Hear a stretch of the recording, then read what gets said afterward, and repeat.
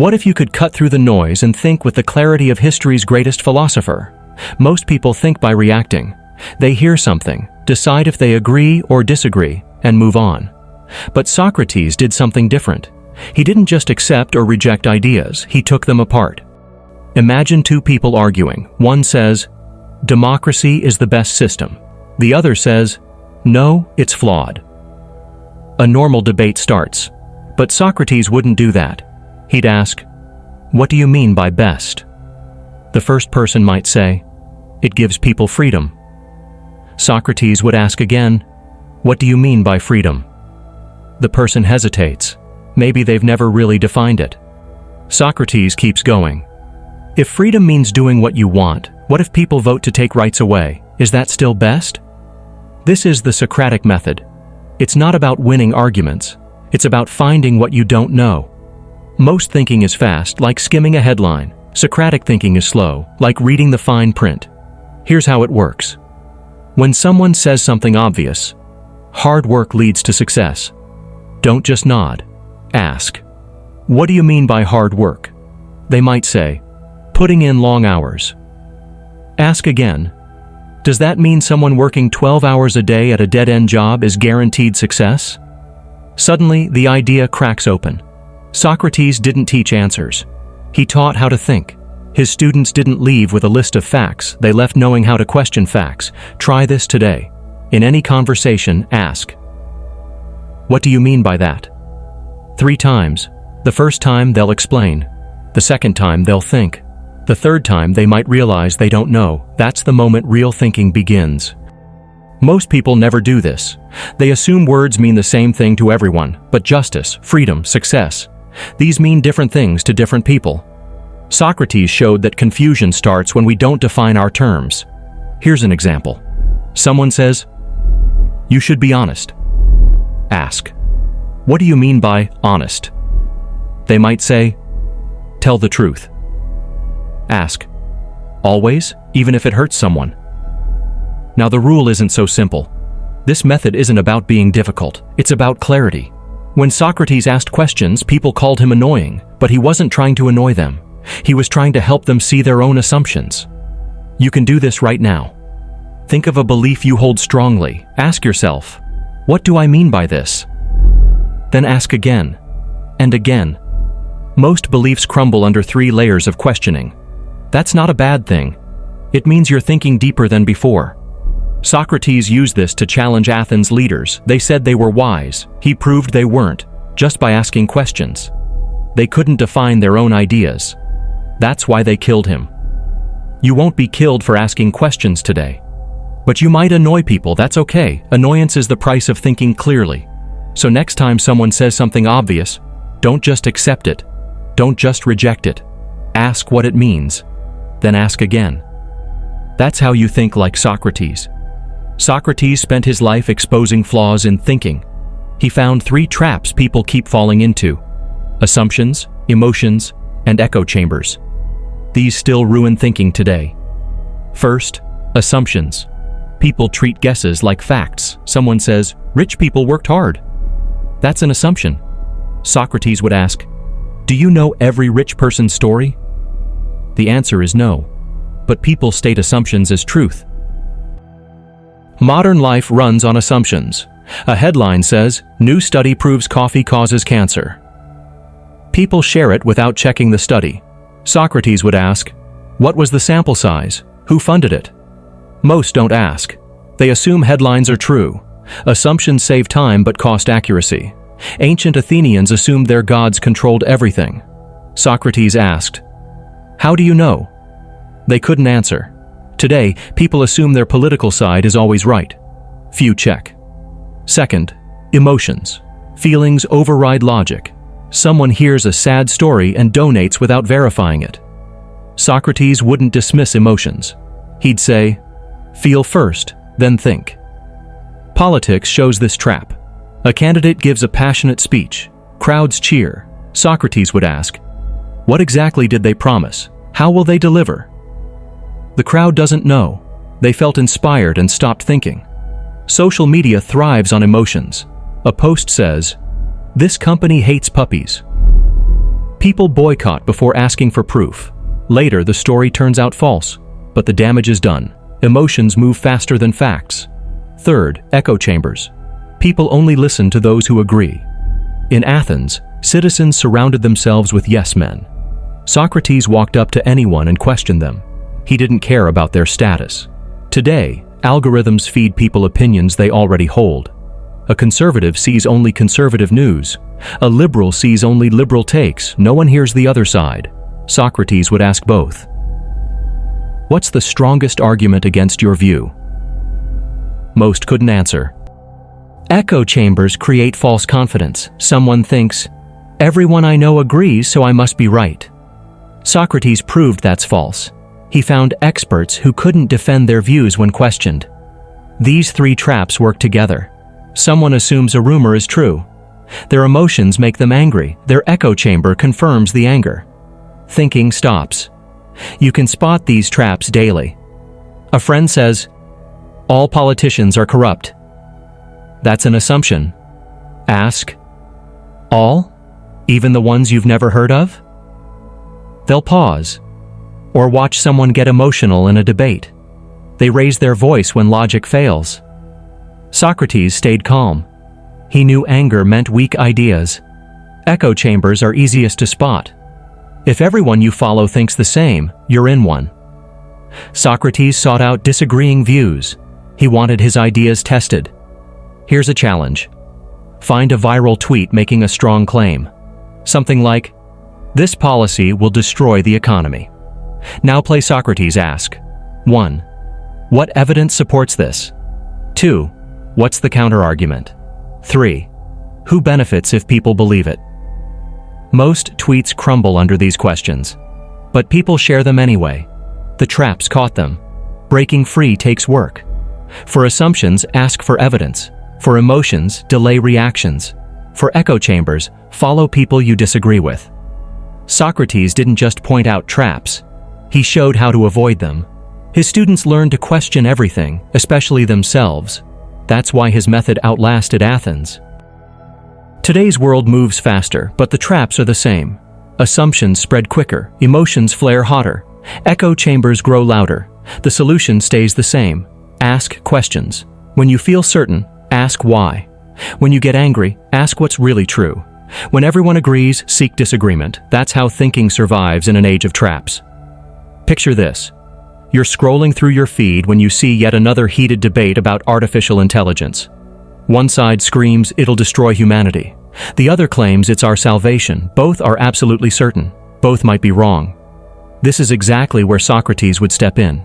Not to pick sides, but to ask better questions. Let's break down how this works using the AI debate as our example. First, we need to understand what people actually mean when they say AI is dangerous. That phrase could mean a dozen different things. Does it refer to job displacement?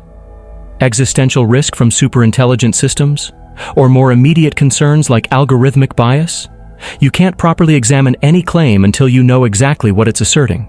So our first question is always, what's the specific claim here?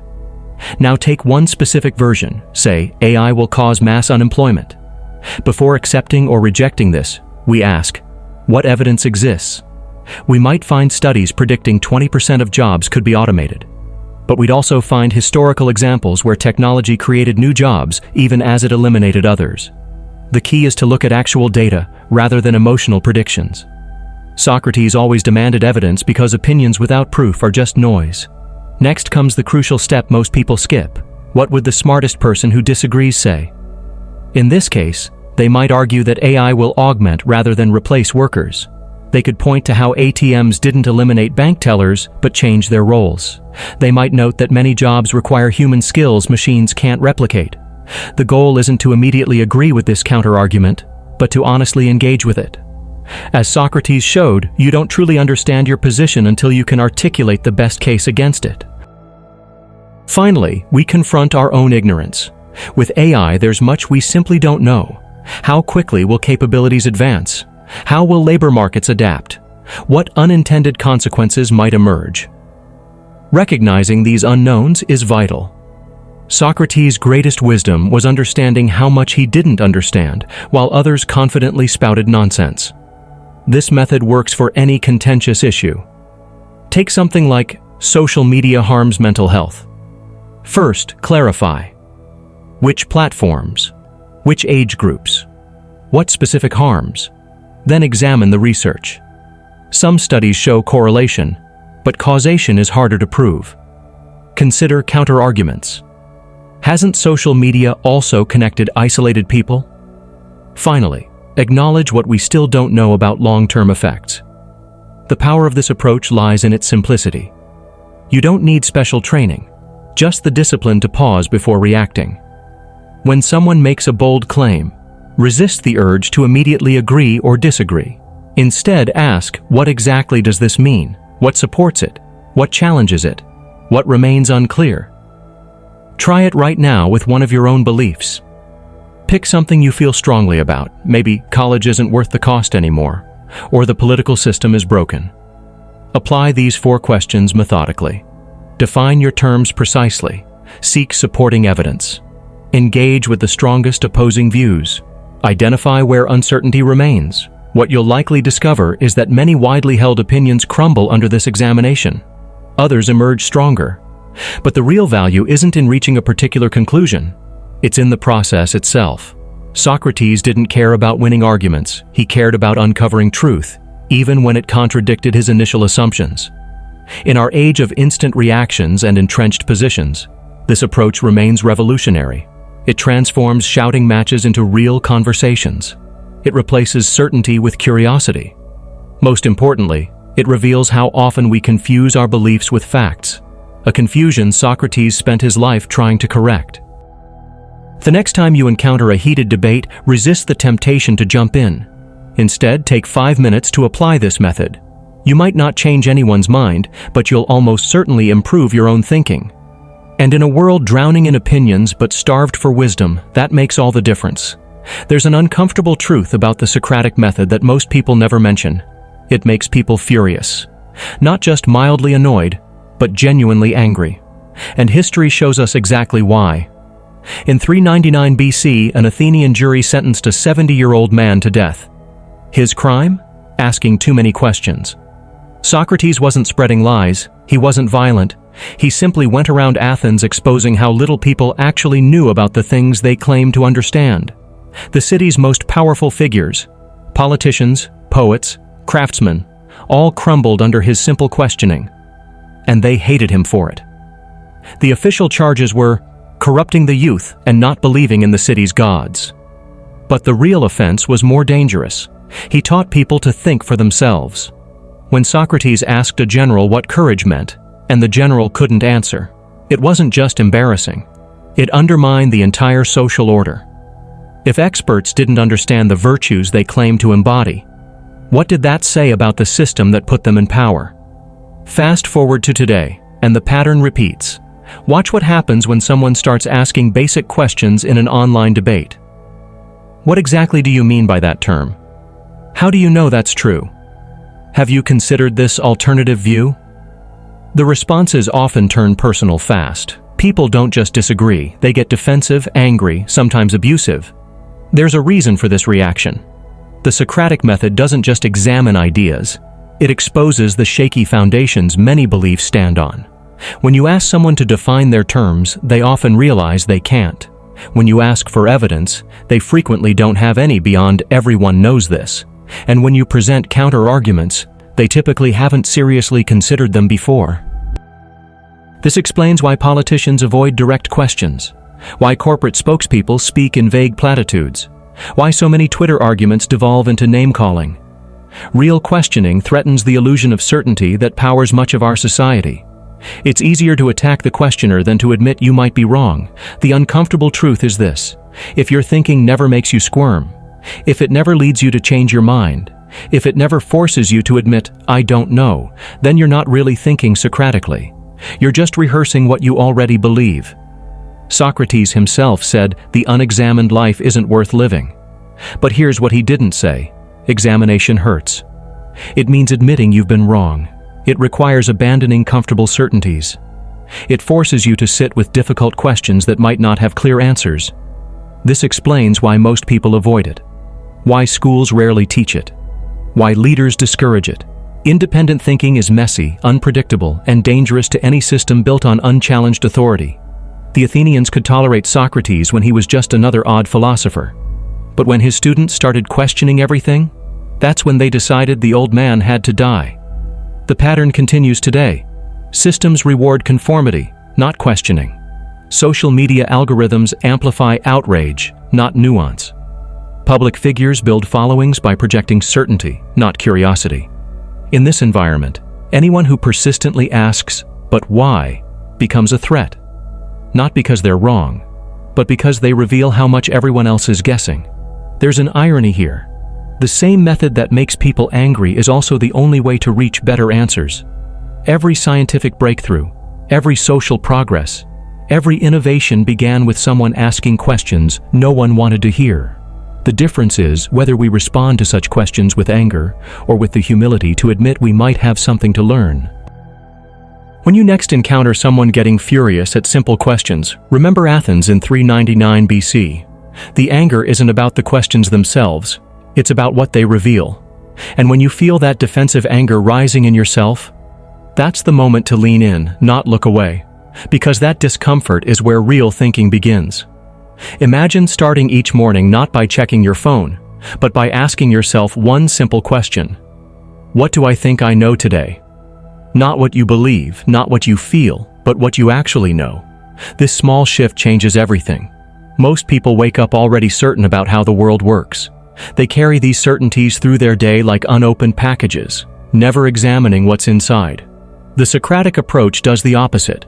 It begins with acknowledging that many of your known facts might actually be unexamined assumptions. Here's how it works in practice. When you wake up, take 5 minutes to identify one thing you're sure about. Maybe it's hard work leads to success, or this political party has good policies. Then ask yourself 3 things. How do I know this is true? When did I first believe this? Has anything happened that might contradict it? The evening practice is even more powerful. Before bed, spend another 5 minutes reviewing your day. Ask, what challenged what I thought I knew? Maybe you had a conversation where someone made a good point you'd never considered. Perhaps you read something that contradicted your views. Or you might realize you acted on an assumption that turned out to be wrong.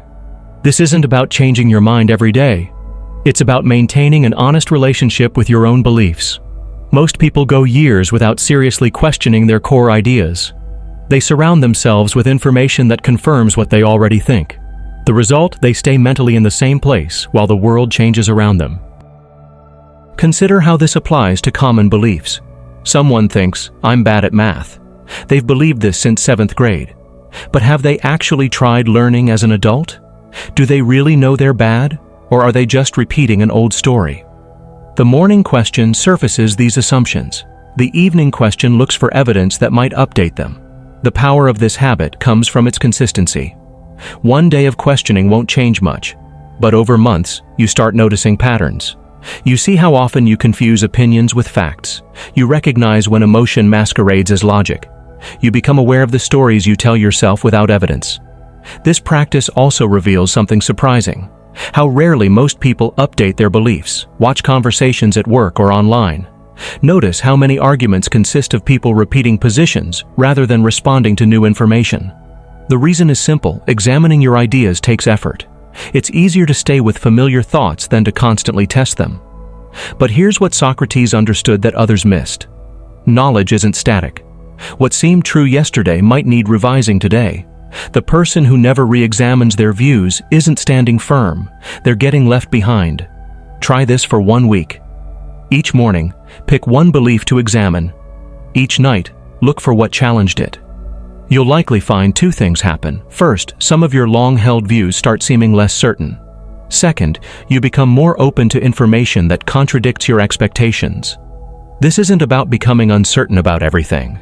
It's about distinguishing what you actually know from what you just assume. Over time, you develop a clearer sense of which beliefs rest on solid ground and which were just inherited or adopted without thought. The modern world makes this more important than ever. We're surrounded by claims presented as facts. Algorithms feed us content that confirms our existing views. The simple act of daily self-questioning becomes revolutionary because it breaks these patterns. Socrates didn't write books or give lectures, he walked around having conversations. His teaching method was simply asking people to examine their lives. This daily practice brings that same approach into your routine. It turns ordinary days into opportunities for genuine learning. Most people will never do this. They'll keep moving through life on autopilot, never questioning why they think what they think. But you don't have to be most people. 10 minutes a day is all it takes to start thinking differently, to actually know what you know and recognize what you don't. The choice is simple. Keep carrying those unopened packages of belief, or start looking inside to see what's really there. One approach feels safer, the other leads somewhere worth going. Picture Albert Einstein sitting at his patent office desk in 1905. While processing paperwork, he's asking himself simple questions. What would happen if I chased a beam of light? How does time actually work? These childlike questions eventually led to the theory of relativity. Now imagine Elon Musk repeatedly asking, why can't rockets be reusable? While everyone else accepted that space travel had to be expensive. These innovators shared something fundamental with Socrates. They refused to stop questioning what others took for granted. This approach transforms more than just philosophy or science. Consider Marie Curie asking, what makes these rocks give off energy, when no one else saw anything unusual about uranium ore? Or Steve Jobs wondering, why do computers need to be so complicated? During an era of technical manuals and command prompts, the pattern holds across fields. Breakthrough ideas begin when someone treats common knowledge as questionable. The Socratic life isn't about having all the answers. It's about maintaining a particular relationship with questions. Most people see questions as temporary obstacles on the way to answers. Socrates saw them as permanent companions. In his view, wisdom wasn't a destination you reached, but a path you walked by continually asking better questions. Modern life pushes in the opposite direction. Social media rewards quick takes over deep inquiry. Schools often teach what to think rather than how to think. Workplaces value confident assertions over thoughtful uncertainty. Against this backdrop, choosing the Socratic path becomes radical. It means valuing understanding over winning arguments, curiosity over certainty, and truth over convenience. This explains why Socratic thinkers often stand apart. They're the ones asking, but why does it work this way, when everyone else just follows the process? They're the colleagues who request evidence for office policies rather than just accepting them. They're the citizens who examine political claims rather than repeating party lines. Such people can be inconvenient, but they're also often the ones who drive progress. The surprising thing is how accessible this approach remains. You don't need special training or high intelligence. You just need the willingness to question, starting with your own assumptions. Every day presents opportunities. When you read a news headline, when you hear a friend's claim, even when you notice your own automatic thoughts. The tool is always available. Just pause and ask.